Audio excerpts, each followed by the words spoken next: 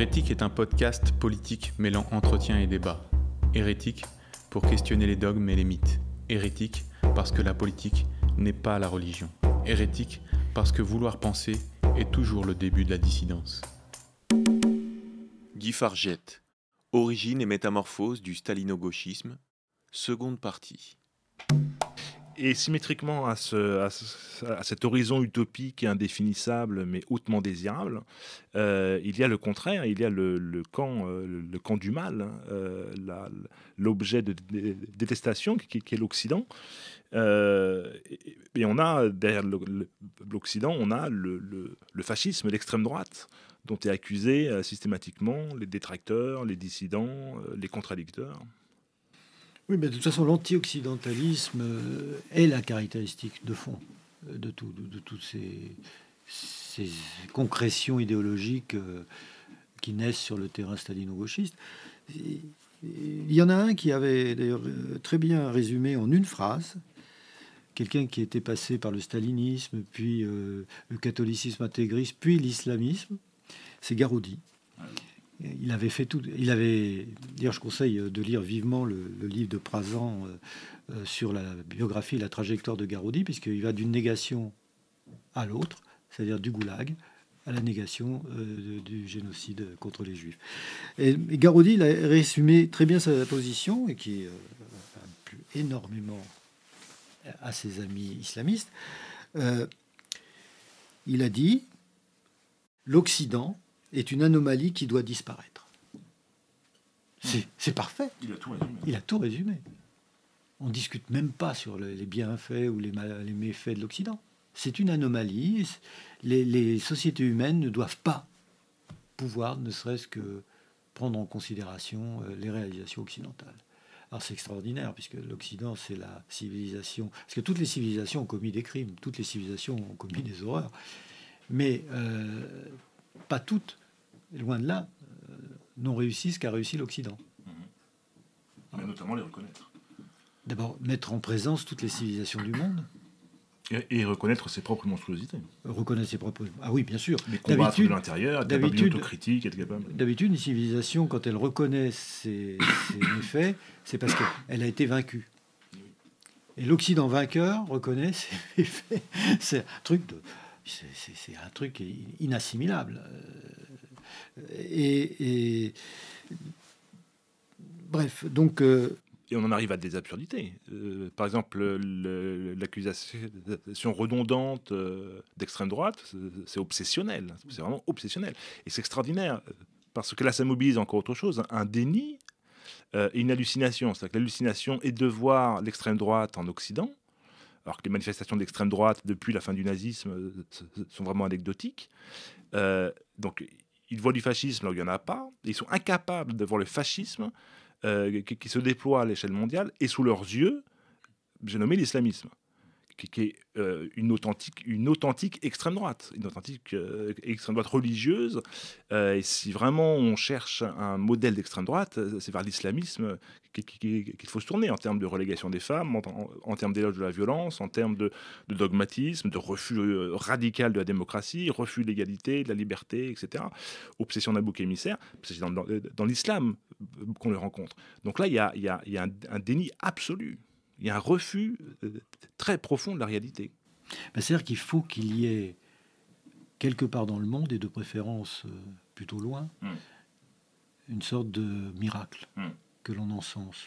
Les pro-chinois, c'était ça, parce qu'ils ne connaissaient absolument rien à la Chine. Et Simon Leys, lui, connaissait bien la Chine. Là, il les prenait de plein fouet. Il faut voir l'arrogance avec laquelle les journaux comme Le Monde ont répondu. Il a été systématiquement blackboulé, en quelque sorte, de l'université française. Il n'a pas pu s'y intégrer. Il a fini en Australie, où il était très heureux d'ailleurs. Mais c'est extraordinaire. C'est-à-dire que il y a une sorte de snobisme en même temps intellectuel. Il fallait que le soleil se lève dans l'Orient lointain, comme il avait dû se lever du côté de la Sibérie quelques décennies avant. C'est quelque chose qui est très difficile à appréhender de manière rationnelle, évidemment. Oui, c'est pour ça qu'on arrivera à parler de religion au bout d'un moment. Oui, mais d'ailleurs, c'est Jean-François Bronstein qui dit, mais c'est la première fois en Occident qu'une religion, donc il voit le wokisme comme une religion, il dit c'est la première fois qu'une religion prend sa source dans les universités. Les universités, depuis le Moyen-Âge, sont les lieux où l'on met tout en examen. On vérifie tout, on discute tout, plus ou moins vite. Parce que, bon, au Moyen-Âge, il y a des choses qu'il ne faut pas trop discuter, mais très vite, c'est quelque chose qui s'amplifie, c'est un processus qui s'amplifie, et tout est discutable à condition qu'on vérifie et qu'on argumente honnêtement. Et ça, c'est très mystérieux. Alors, j'avais eu des échos dans les années 85-90, quand je m'arrivais de discuter avec des dissidents soviétiques. Ils avaient dit, c'est bizarre, les marxistes ont envahi les universités américaines. Dans 30 ans, vous aurez des mauvaises surprises. C'est lumineux. Ils avaient compris. Ils disaient, oulala, si ceux-là ont capturé l'institution universitaire, ça va être terrible. Mais de toute façon, les intellectuels progressistes en France, c'est déjà avant qu'ils maîtrisent. Le verre était déjà là, si on peut dire. Et alors, il faut lire. Il y a un livre qu'il faut lire. C'est le livre de Christopher Rufo, qui explique superbement l'histoire, la sociologie de tous ces processus depuis 50 ans. Et c'est pas traduit en français à ma connaissance. On trouve sur le site de Michel Tribala un résumé de son livre. Et en français. Et c'est absolument extraordinaire de voir comment ça s'est déployé.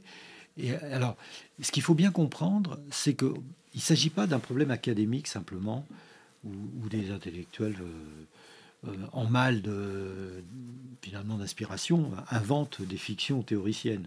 Parce qu'il y a de ça, beaucoup. Particulièrement dans l'univers des études littéraires.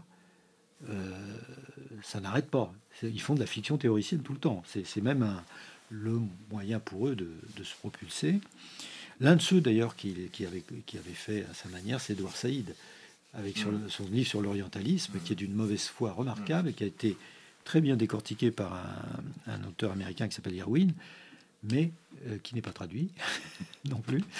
Et il décrit toute la mauvaise foi qui se déploie dans ces situations. Et je crois que Bernard Lewis l'avait très très bien répondu aussi. Oui, Bernard Lewis, bien sûr, parce que il se trouve que Bernard Lewis était la cible de prédilection d'Edward Said. Il faut préciser qu'Edward Said, comme son nom et son prénom l'indiquent surtout, n'était pas musulman. Il n'est pas d'une famille musulmane, mais d'une famille libanaise, plutôt, je crois, convertie au protestantisme, et qui avait vécu quelques années quand il était adolescent en Palestine, et qui, pour le reste du temps, a vécu aux États-Unis, dans les meilleures universités américaines. Donc, c'était un dandy de la côte Est, en somme. Et il a littéralement cherché des noises à Bernard Lewis, alors que Bernard Lewis savait bien mieux de quoi il parlait quand il parlait de l'islam. Et c'est assez extraordinaire. Et l'orientalisme, la dénonciation de l'orientalisme a été vue, c'est précurseur en somme, effectivement, c'est précurseur. Ah, c'est fondateur. Hein. Oui. Un ouvrage qui est séminal. Oui. Pour dans la mauvaise foi et dans l'idée de péché originel. L'Occident est dans le péché originel, c'est impardonnable, c'est irrémédiable, il ne peut pas s'affranchir de ça. C'en est là. Et avec un procédé qui est aussi intéressant, un procédé de renversement complet. C'est-à-dire que l'Occident a été peut-être la civilisation la plus curieuse vis-à-vis des autres cultures, autres civilisations, alors qu'elle les dominait. Et le reproche qui lui est formulé est au contraire un reproche d'occidentalocentrisme, d'eurocentrisme, d'ethnocentrisme, etc. On est systématiquement, avec les sténogauchistes, dans un renversement de sens. C'est-à-dire que tout est systématiquement inversé. Alors même dans l'attaque du langage, par exemple, on parle des décoloniaux, ce sont des colons. Ce ne sont pas des décoloniaux. On parle des féministes, ce sont des antiféministes. On parle des antifemmes, et ce sont des fascistes. Leurs méthodes sont fascistes. On est systématiquement dans l'inversion des termes. C'est très Oui. frappant. Oui, Une novlangue. Oui, je dirais même qu'il y a une sorte de surenchère permanente entre eux. Il faut voir que c'est une espèce de maelstrom, de concurrence. L'engagé. Il faut que chacun risque à tout moment, c'est assez passionnant ça, chacun d'entre eux risque à tout moment d'être voué aux gémonies, d'être dénoncé par ses petits camarades parce qu'il n'est pas assez woke. Modérantisme. Oui, le modérantisme est on a le principe de la terreur dans la Révolution française qui est là. Toute attaque pour modérantisme est extrêmement dangereuse. Et ils vont tôt ou tard l'être, considérés comme modérantistes, parce qu'ils vieillissent, ils s'adaptent plus suffisamment vite aux nouvelles modes. Et alors, avec un traitement du langage qui est extraordinaire, moi je dirais qu'il y a un mot d'ordre secret chez les woke, c'est plus abruti que moi, tu meurs. Il faut être stupide. Il faut faire des conjonctions stupides, parfaitement abruties. Et je trouve que l'écriture dite inclusive est un modèle d'abrutissement. C'est un modèle de mécanisation de la langue. Alors, moi, je pense toujours, parce que je me suis beaucoup intéressé à des tas de langues diverses et variées, il y a des langues qui ne connaissent pas le masculin-féminin. Il n'y en a pas. Il n'y a pas de genre. Là, je pense qu'un woke doit imploser, là, parce que le sumérien, bon, c'est une langue ancienne, mais le persan, il n'a pas de genre. Ça ne change rien pour le sort des femmes. Je dirais bien, le sort des femmes ne dépend pas de ce qu'il y a dans la grammaire. C'est hallucinant de bêtises. Mais cette bêtise nous fait penser à Joseph Gabel dans La fausse conscience, justement, où il décrivait la mentalité totalitaire, en quelque sorte. Oui. Mais il avait très bien perçu une chose. Alors j'ai également une petite phrase de lui, quelque part, qui est tout à fait passionnante. Notamment ce qu'il rapprochait la mentalité totalitaire de la psychose. Oui. C'est-à-dire qu'on décolle de la réalité. Voilà. On décolle de la réalité. Et ce qui compte le plus, d'ailleurs, c'est maintenant chez les woke, c'est le ressenti. Et Gabel, il a une phrase sur les discours prescrits ne sont pas susceptibles de réfutation. Et c'est exactement ça. Alors ça, c'est un vocabulaire qui date de la fin des années 60 ou début des années 70. Mais c'est cette faute-là contre l'esprit, la lucidité, etc., est déjà identifiée, mais elle vit sa vie, elle se répand, elle prospère. Et alors, il y a des gens qui réussissent à nous sortir des perles extraordinaires. Il y a Delphine Ernotte qui explique récemment que l'important, ce n'est pas de décrire ce qui est, c'est de décrire ce qui devrait être. Et ce qu'elle ne sait pas, sans doute, c'est une phrase de Staline. Juste après les famines génocidaires, où il faut décrire la prospérité des campagnes. Et Staline dit, il faut décrire ce qui doit être, ce qui devrait être, et pas la réalité. C'est passionnant. Delphine Ernotte est capable de retrouver comment on pourrait dire, l'âme. Ernotte, elle est une des responsables de la radio. Ou France Télévisions, oui, enfin Radio France Télévisions, oui, enfin, de ces eaux-là. Oui, c'est extraordinaire. Mais bon, elle serait très fière, sans doute. Et alors, pour bien comprendre la différence entre le wokisme et ce qu'on appelait autrefois le diamat, c'est-à-dire le matérialisme dialectique dans son catéchisme stalinien, il y a 3 différences que signale Bronstein en les reprenant de Kleinerman. On dit on est dans une dictature moins violente, bien que la mort sociale soit souvent l'issue. Et parce qu'ils ne sont pas au pouvoir. Sans doute, et on pourrait dire sauf l'islamisme. Et le djihadisme. Bon, c'est moins violent, sauf... bon. Ensuite, les marxistes-léninistes étaient favorables en théorie à la science, bien qu'eux, ils disaient qu'ils avaient une science prolétarienne. Donc, le lysenkisme, mais ils prétendaient quand même, dans leur mensonge, ils prétendaient encore à la science, alors que maintenant, la science est condamnée. Je veux dire, mais l'occidental, donc, elle est fasciste. Les mathématiques sont fascistes. Oui, il faut une vision wokiste des mathématiques. Ça, et pour les marxistes-léninistes, le 3e point, qui était matérialiste, le monde concret existe, indépendamment des idées. En théorie, j'ai envie de dire. Oui, en théorie. Puisque après, En théorie, le monde existe.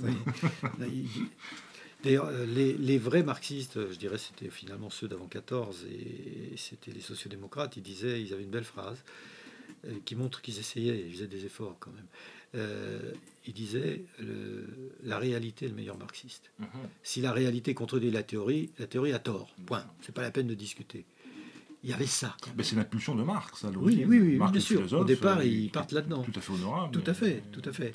Mais après, dogmatisme. il y a le millénarisme communiste qui arrive, il y a plein de choses comme ça. Mais enfin, en tout cas, voilà la différence. Pour les matérialistes, le monde concret existe. Pour les woke, le monde concret n'existe pas. C'est donc un homme qui dit, je vais employer un vocabulaire religieux, ça va être abusé, un homme qui dit j'ai une âme féminine doit être considéré comme une femme. Et aujourd'hui, il y a des enseignants qui ont des problèmes judiciaires dans certains pays parce qu'ils n'ont pas employé le bon pronom pour parler à un élève qui va prétendre avoir un autre sexe que son sexe biologique. En sachant que le pronom peut être amené à changer aussi en cours de journée si on est un gender fluide. Oui, oui, bien sûr. C'est pour ça que l'utopie est vraiment utopique, elle est Oui. impossible. Oui, oui. Encore plus impossible que le communisme. Oui. Là, on est dans un horizon qui est inimaginable. Oui. C'est pas possible de faire une société avec ce genre de postulat. Oui. Alors, ce qu'on voit, ce qui est intéressant, c'est que on pourrait dire c'est des politiques de l'identité, mais pas seulement, puisque effectivement la fluidité du genre, c'est le refus de l'identité fixe. Mais ce qui est dénoncé, c'est l'individualisme universaliste. Ça n'existe pas. L'individu doit être une sorte d'appendice de son groupe. Et ça, c'est pas discutable. Et c'est allé assez loin aux États-Unis, hein, parce que c'est un livre de Mike Gonzalez là-dessus, The Plot, enfin ça veut dire le complot pour détruire l'Amérique. Mike Gonzalez explique que la logique de ça, c'est d'arriver à des communautés de droits juridiques distinctes, qui, dans les faits, commencent à se vérifier, non seulement aux États-Unis, où là, il y a des réalités, mais même de fait en Europe. Si vous êtes musulman et que vous violez une femme, c'est moins grave que si vous êtes un Européen. C'est beaucoup moins grave. Oui, il y a les tribunaux de charia, des tribunaux islamiques. Oui, en Angleterre. Oui. Donc on revient en fait là encore, on voit le postmodernisme amène le prémodernisme. En fait, on décrit un monde là qui est prémoderne, avec des communautés, des tribus. Ça évoque les millets ottomans, c'est-à-dire des millets où le droit est fonction de la religion. Un traitement différencié. C'est très inégal, évidemment. Et donc, ça a été une obsession des Marcusiens et de tous les pré-woke. Il faut détruire le melting pot américain. Donc il faut fragmenter pour que les États-Unis cessent d'être une nation. Et quand on détruit la nation, qu'on n'en veut pas, qu'est-ce qu'on trouve? L'empire. Et où les tribus?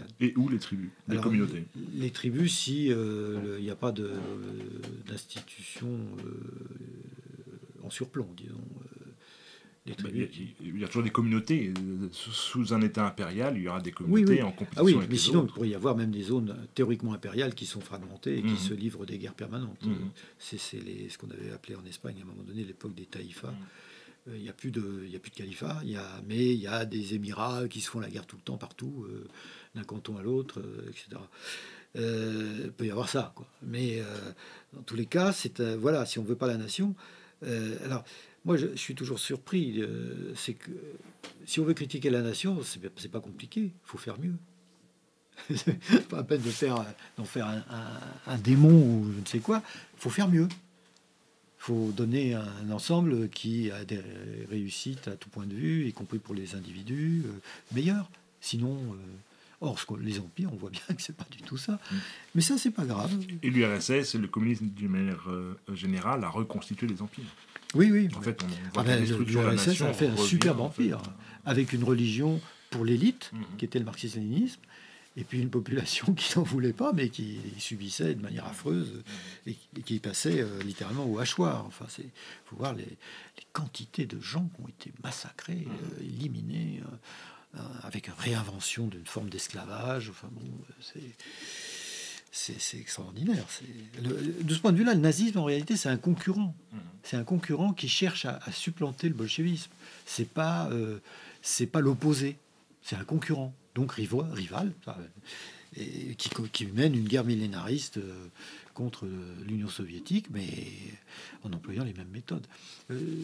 J'avais entendu une fois, enfin vu écrit, une remarque de Himmler vers 1940. Après la victoire sur la Pologne, là, ils ont plein de millions de juifs en plus sous leur domination.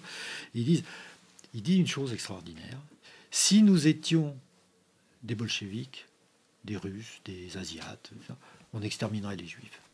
Mais nous sommes des Occidentaux, donc nous avons un problème. Et en fait, ils vont faire comme les populations capables d'exterminer des millions de gens. Et ils sortent de l'Occident, en réalité. Le nazisme veut sortir de l'Occident. Ne serait-ce parce qu'il cherche à reconstituer un empire. Oui, bien sûr, bien sûr.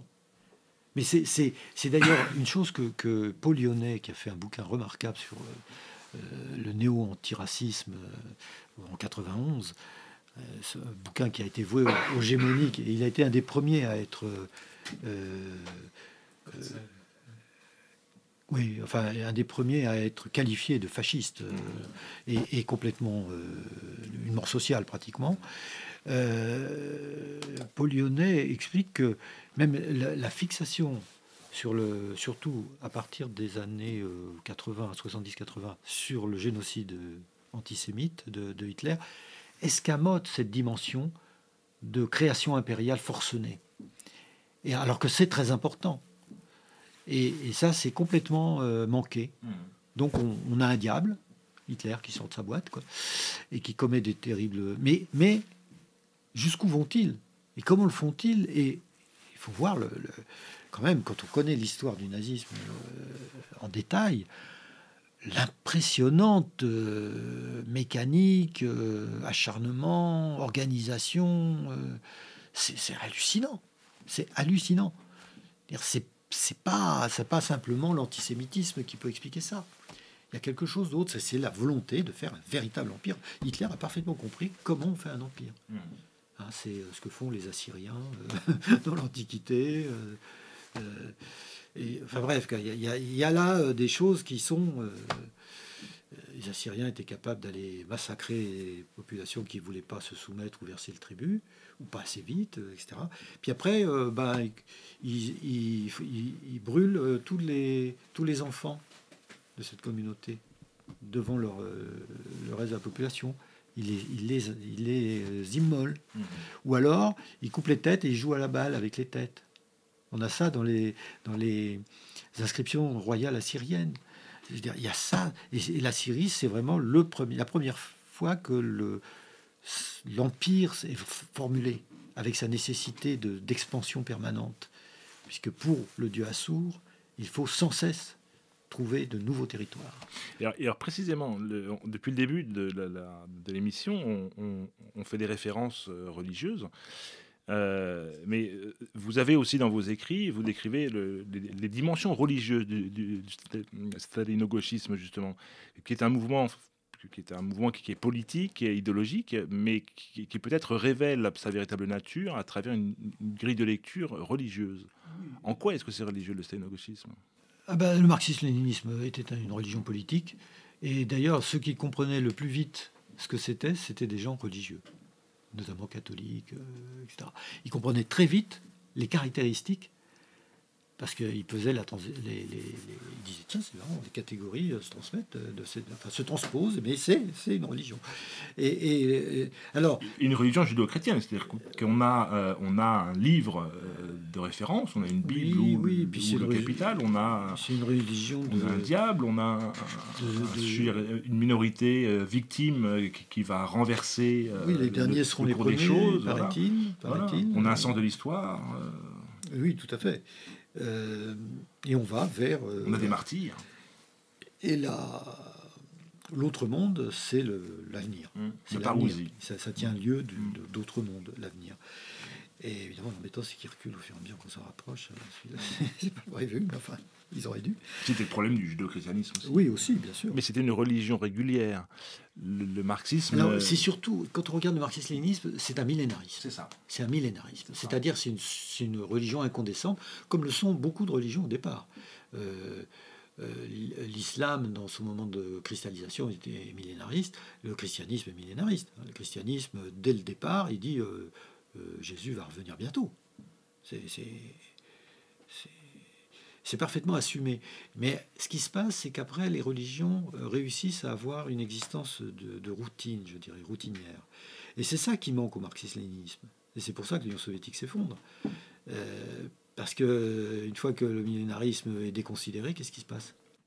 Est-ce que la gauche n'est pas justement la religion routinière du marxisme-léninisme, c'est-à-dire un vivier de personnes importantes qui se comptent en France en millions, qui sont sensibles à tous ces discours-là, qui sont prêts à acquiescer, peut-être pas aller jusqu'au bout, mais en tout cas, un peu comme les musulmans en face de l'islamisme, qui sont les réceptacles de tout ça, c'est-à-dire qui entretiennent. C'est-à-dire que dans l'islam, il y a une orthopraxie, comme on dit. C'est-à-dire qu'il y a quand même une sorte de... La fièvre retombe après le millénarisme, mais il y a quand même encore des structures qui vont permettre sa renaissance un jour. Le millénarisme est périodique dans les religions. Là, on voit qu'il y a une renaissance. Le wokisme est une renaissance du millénarisme marxiste-léniniste. Métamorphosé. En tout cas, sous une allure... il est très incohérent en même temps. Justement, ces composantes sont contradictoires les unes envers les autres. Donc, il y a un moment où, d'ailleurs, leur dimension est apocalyptique, leur perspective. C'est un désastre. De toute façon, le monde va vers le désastre. C'est plus ça qu'autre chose. Et même les théoriciens de la théorie critique de la race pensent que jamais le sort des Noirs ne s'améliorera. Donc, ça va être l'enfer tout le temps. Et alors les écologistes arrivent là-dessus, eux, ça y est, ils sont eux aussi partis dans l'apocalypse climatique, mais on peut en trouver plein d'autres. Il y a des raisons de penser qu'il y a des choses qui ne vont pas du tout. Oui, de vrais arguments.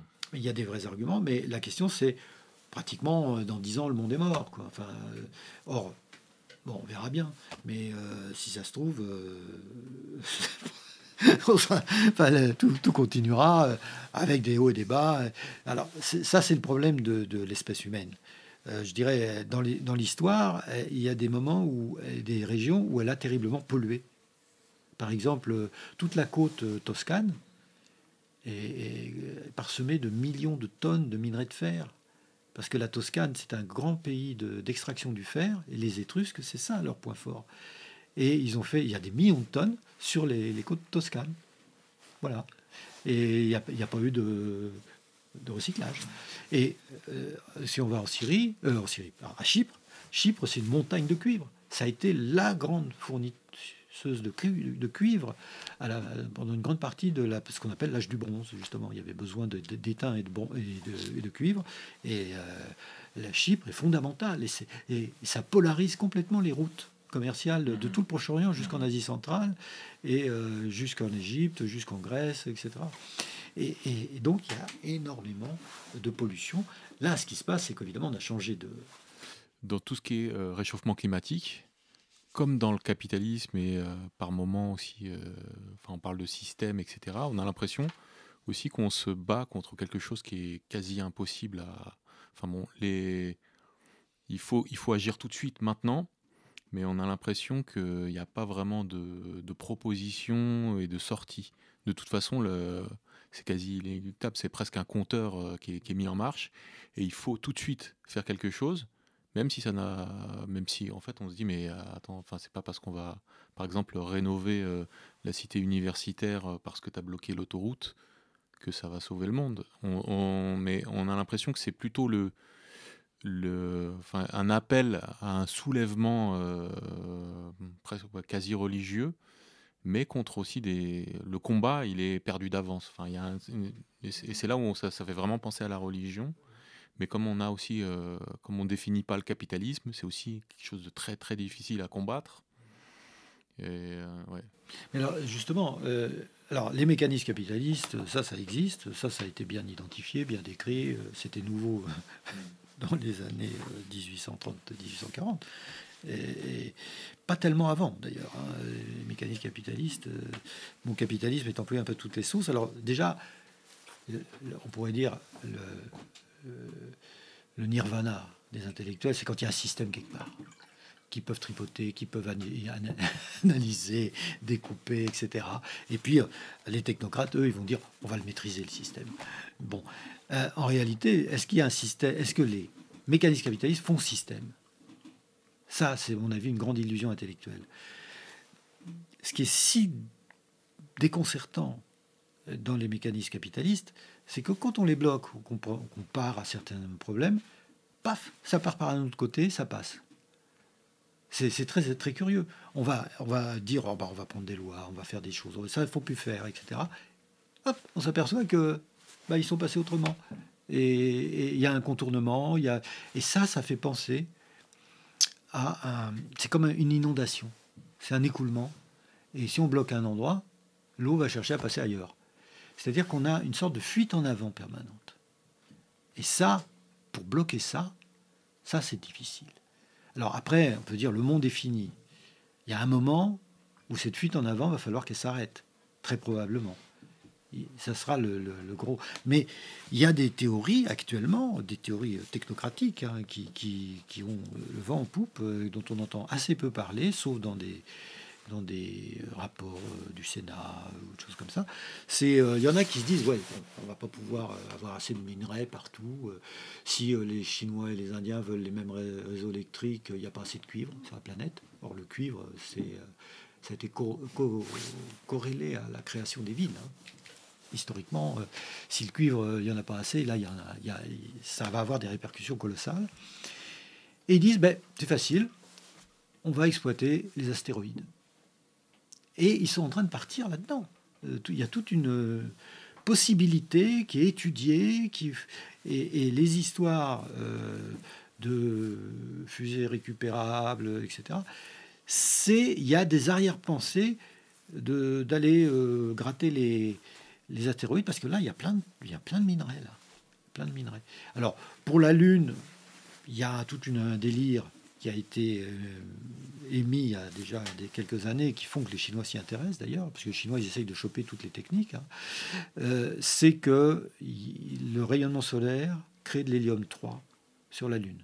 Or, l'hélium-3, c'est ce dont on a besoin pour essayer de faire pas des surgénérateurs, mais des réacteurs à fusion nucléaire. Et c'est ce qu'ils essayent de faire du côté du sud de la France, là. Oui. C'est pas c'est Cadarache. Alors, ce qui est très drôle, c'est que c'est une forme de religion. C'est aussi une religion technocratique. Et Mélenchon est, par exemple, pour venir un peu pour boucler avec le début de l'entretien, Mélenchon est un fou de ce genre de rêve technocratique. Ça, mais non capitaliste. C'est un héritage marxiste. Mais purement et simplement. C'est un héritage marxiste. Mais oui, la technique jusqu'au bout, etc. Et donc, il y en a qui se disent, si jamais on arrivait à faire des extractions d'hélium 3 là-haut, parce que c'est très dur à obtenir, peut-être qu'on aurait un produit qui nous aiderait beaucoup dans les réacteurs à fusion. Enfin bon, c'est un monstre pour le moment, le ITER, c'est une folie. On en est très très loin. Oui, pour le moment on est très loin, mais c'est surtout que pour le moment, ça consomme plus d'électricité que ça n'en produit. Et si ça en produisait, ou si ça produisait de l'énergie, on ne sait pas comment la récupérer en plus. Donc on a du boulot là. Il y a beaucoup de physiciens qui ont dit, mais partez pas là-dedans, ça sert à rien. Mais bon, D'Eugène était contre cette idée de faire ITER, etc. Enfin bon, il y a cette idée de... en plus, les Américains, la frontière, l'idée de la frontière qui s'étend toujours... C'est plus le camp capitaliste, là, du coup. Ah ben oui. Les woke sont en opposition. Mélenchon est à fond dedans. Mélenchon, c'est peut-être une Mais question, qu'est-ce qu'ils font avec leur histoire du climat qu'il faudrait ne plus... Ils sont en train de faire une géo-ingénierie. Ils essayent de faire une géo-ingénierie. Et ça, les idées de géo-ingénierie, il y en a beaucoup plus qu'on ne croit dans les milieux technocratiques et dans les centres de recherche. C'est très développé, ça. Par exemple, mettre une espèce de voile partiel entre le Soleil et la Terre pour diminuer le rayonnement solaire et faire que puisse piloter le climat. Et, ils en sont là. Hein, on peut être surpris. Je ne dis pas que c'est réaliste. Ça risque d'être surtout très scabreux. Mais bon. Pour moi, cette partie-là, elle est très critiquable. Mais j'ai pas l'impression que ce soit, par exemple, de dernière rénovation ou et c'est plus dans justement le refus de solutions et une espèce d'incantation permanente à aller bloquer la rue en bas de chez soi en pensant que ça va faire quelque chose. Oui, ben c'est le repentez-vous, la fin du monde approche. Hein, c'est un peu ça. Mais ils risquent d'être très surpris le jour où on va leur dire, en haut lieu, mais on a une solution technique pour le climat. Alors moi, ce qui m'amuse aussi sur le climat, c'est un peu une aparté là, mais le seul continent qui n'a presque plus de sources énergétiques chez lui, et pratiquement plus de minerais à extraire, plus beaucoup, c'est l'Europe. Il n'y a qu'en Europe qu'on s'excite comme des fous sur la fin des fossiles. Tous les autres continents ont des énergies fossiles et sont bien décidés à les utiliser. Ils n'en ont rien à faire, des histoires. Donc c'est ça qui est extraordinaire. Et le sujet n'est même pas évoqué chez les woke et chez les écolos radicaux. C'est même pas pensable d'accuser l'Afrique d'utiliser ces minerais. Ils ont dû tousser un petit peu avec la dernière COP, là, parce que les Émirats se sont bien moqués d'eux. Les mouvements religieux sont destinés à servir des fins qui leur échappent complètement. De toute manière. Et c'est nos gauchistes,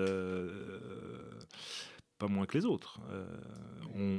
On est en face de mouvements qui n'ont aucun horizon réel, donc qui serviront de toute façon des ambitions qui ne leur appartiennent pas.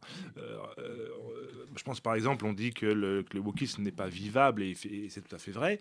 Derrière, il y a l'islam, qui de toute façon va être le grand gagnant.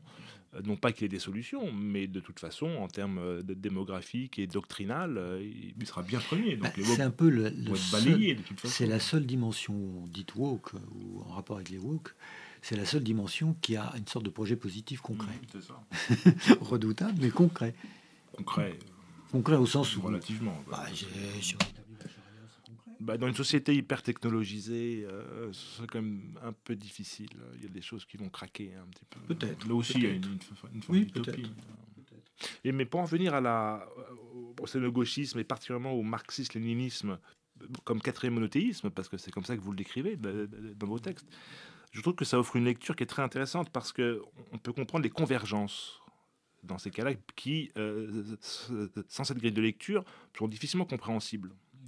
Notamment les convergences des monothéismes pour la destruction de l'Occident, qui est une civilisation qui s'est construite peu à peu au fil d'un millénaire, ou en tout cas au fil de plusieurs siècles, comme a-religieuse, voire anti-religieuse, et qui doit toute sa réussite à ce refus de la bigoterie, du divin, de la superstition. Et vous décrivez une alliance entre les monothéismes, où on voit effectivement notamment l'islamo-gauchisme, qui peut sembler être un alliage un peu baroque, un peu exotique, et très logique. C'est l'alliance entre le quatrième monothéisme et le troisième. Oui, tout à fait. Voilà. Lorsque vous parlez aussi du pape François, qui est un pape woke, c'est comme ça qu'il est surnommé, qui est migrationniste en tout cas à tout craint.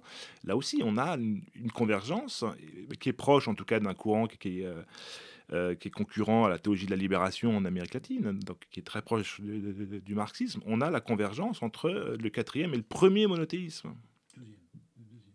Le deuxième monothéisme. Le premier, c'est le judaïsme, tout à fait, qui lui est détesté.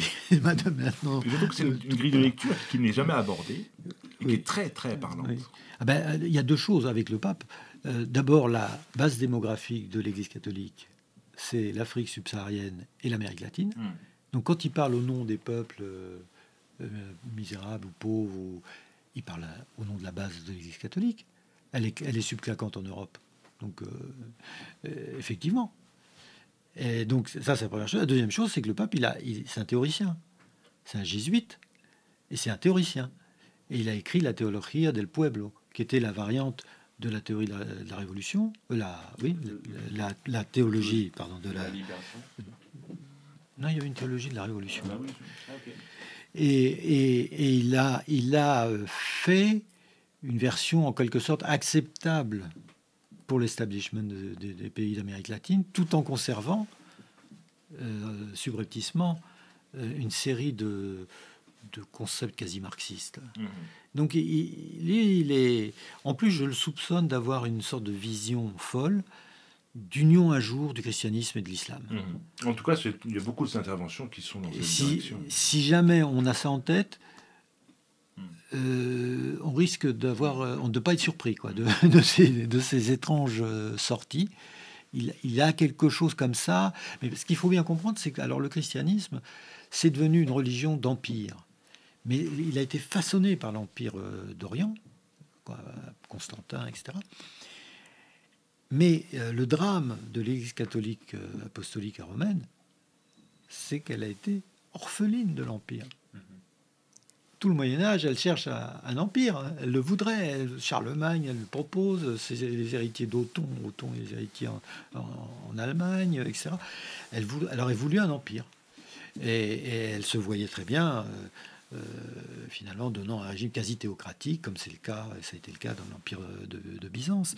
Et donc, elle a une autonomie qu'on ne soupçonne pas, à mon avis.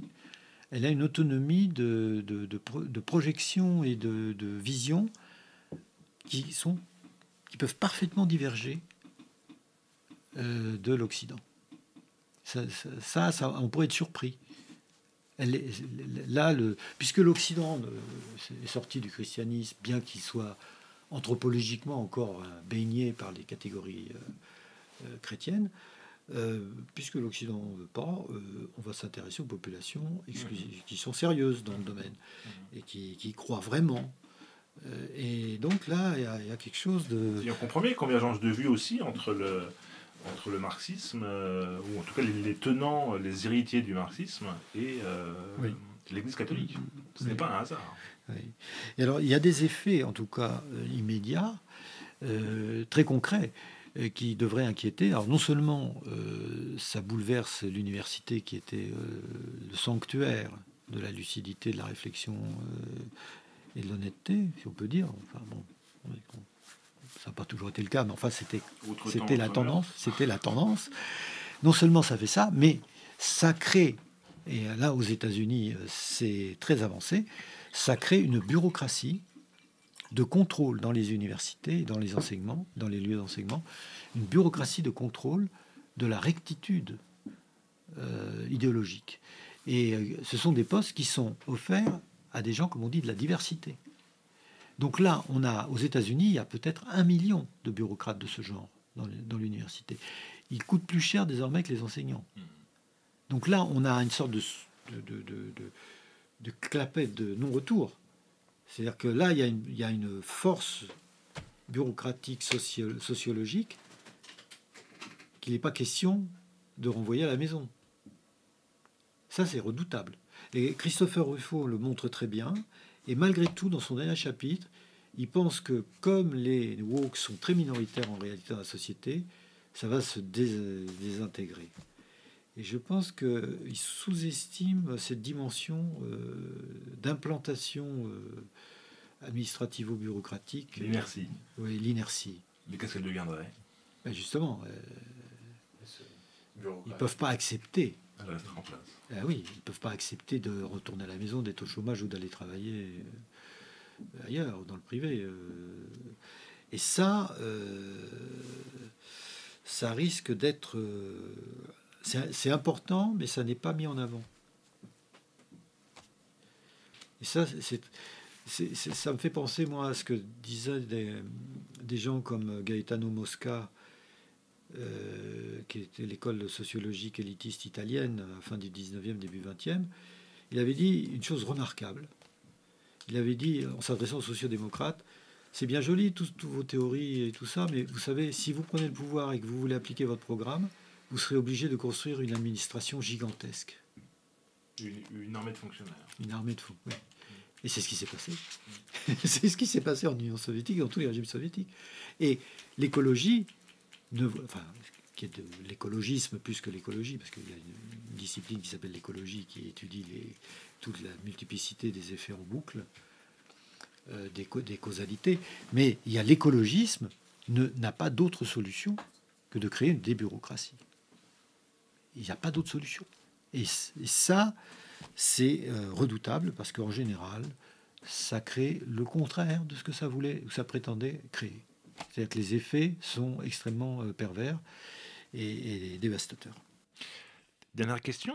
Est-ce que au fond, ce que vous décrivez, le stalino-gauchisme contemporain, le wokisme, est-ce que ce n'est pas au fond une simple rationalisation de l'effondrement que l'Occident est en train de vivre de manière intrinsèque après la dévastation de 1914, 1945?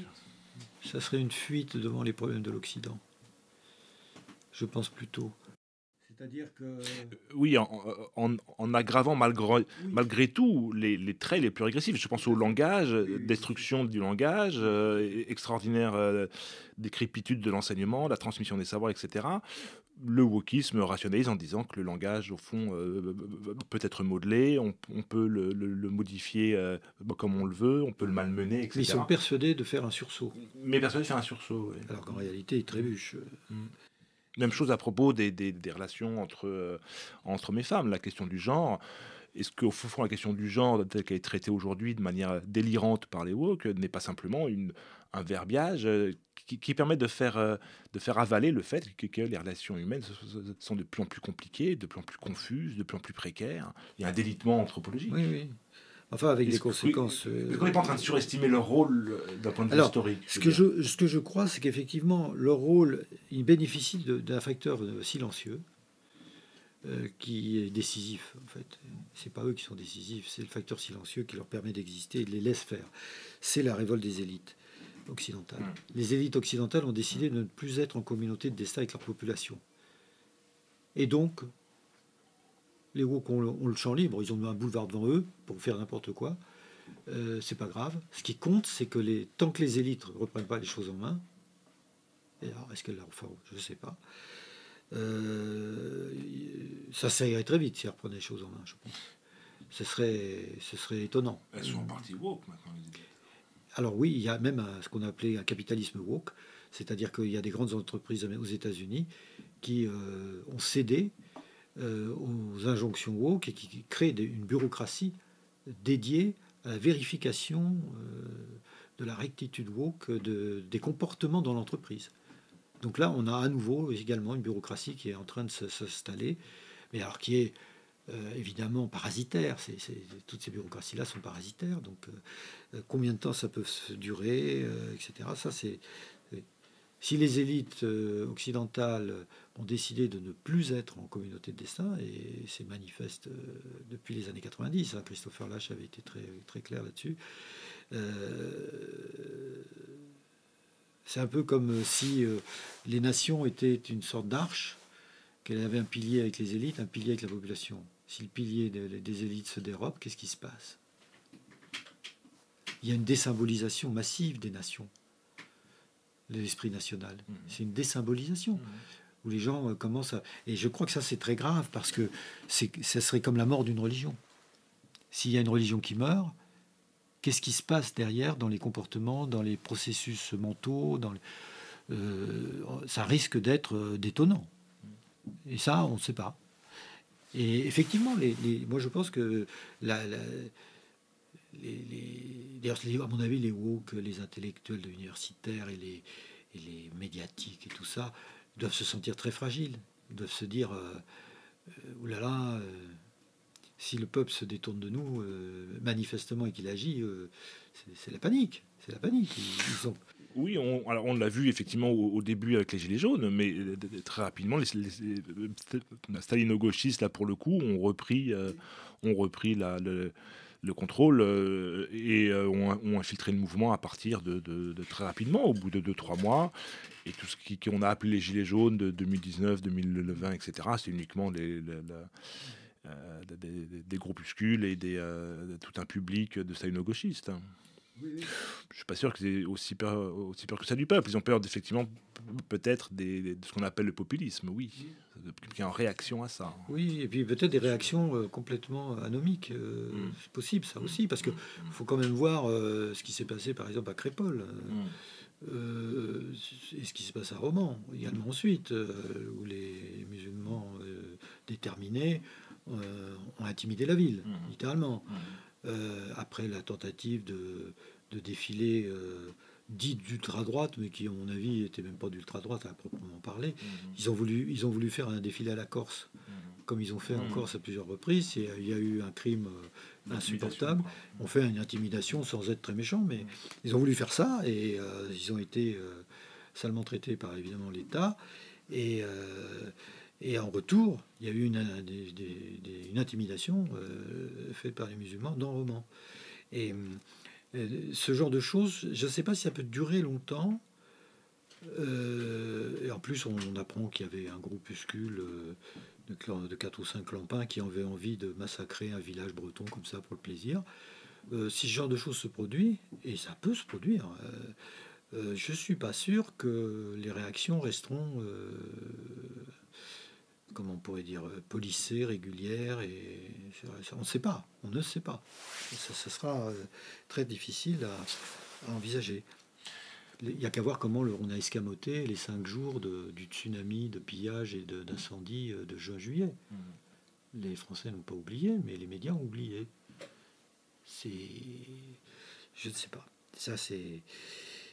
Et un dernier point qu'il faudrait donner, c'est que aux États-Unis, il apparaît que le wokisme, chez les plus de 35 ans, ça mord pas du tout.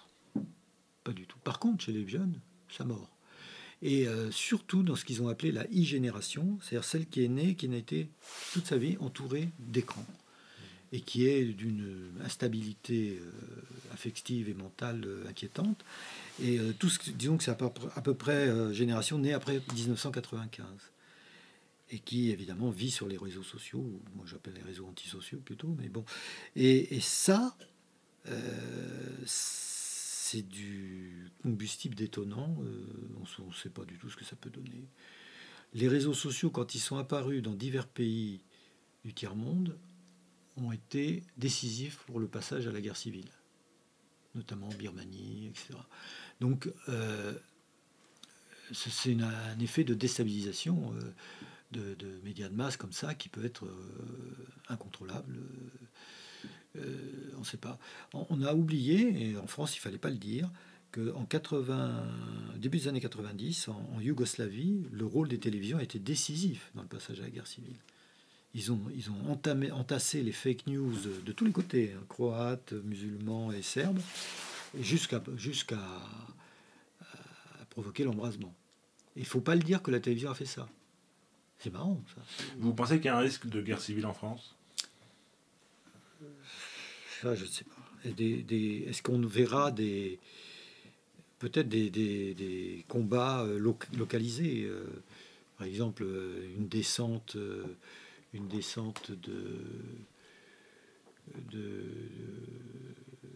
d'islamistes ou de djihadistes à un endroit qui provoquera des réactions à coups de fusil de chasse, et où les choses là se passeront pas bien.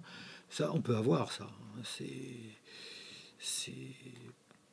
impossible à dire. Je pense que personne n'est capable de le dire aujourd'hui. Et surtout pas. Et je pense que les plus inquiets sont au sommet. L'État, c'est les mieux informés. Je pense que c'est eux qui sont les plus inquiets. Nous, on ne se rend pas compte. On se rend pas compte. Et alors, les woke là-dedans joueront un rôle de saboteur de sursaut, bien évidemment. Vous venez d'entendre la seconde partie de l'entretien avec Guy Fargette, Origine et métamorphose du stalino-gauchisme. Rendez-vous dans 15 jours pour un nouvel entretien avec Sophia, Pédopsychiatrie, la fabrique des barbares. Vous pouvez retrouver les documents évoqués lors de l'émission ainsi que d'autres permettant de prolonger la réflexion sur notre site hérétique.fr. Ce podcast est disponible sur toutes les plateformes d'écoute.